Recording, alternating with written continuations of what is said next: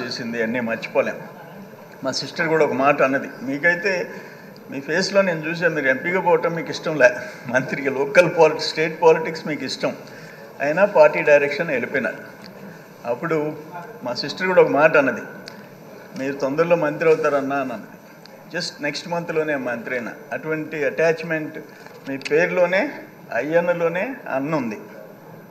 ఇంకోటి ఏంటంటే, మీరు కావటం మాకు సంతోషం, కానీ ఇంకోటి డిసప్పాయింట్మెంట్ కూడా ఉంది. మీరు ఇక్కడ కూర్చోవటం, వాళ్ళు పారిపోవటం, వాళ్ళు ముఖాలు చూడాలని మాకు ఎంతో కోరిక ఉన్నది శాసనసభలో. ఈరోజు అడ్రస్ లేకుండా పారిపోయే పరిస్థితి మనం చూస్తున్నాం. అయితే ఇక్కడ ఒకటి ఫైర్ బ్రాండ్ ఈ సభలో స్పీకర్గా political super star Chandrababu Naidu గారు సభానాయకుడిగా, పవర్ స్టార్ పవన్ కళ్యాణ్ గారు డిప్యూటీ సీఎంగా. బహుశా ఇది రేర్ అసెంబ్లీ, ఇది ఒక మోడల్ అసెంబ్లీ కింద మేమందరం సభ్యులుగా వచ్చేదానికి అవకాశం వచ్చింది. ప్రతిపక్షం అనేది ఉంటే చాలా బాగుండేది. అక్కడ కూర్చోకుండా వాళ్ళు వెళ్ళిపోవడం మాత్రం మా అందరినీ నిరుత్సాహపరిచింది.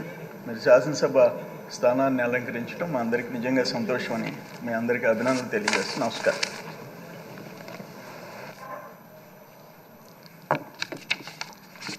జ్యోతుల్ నెహ్రూ గారు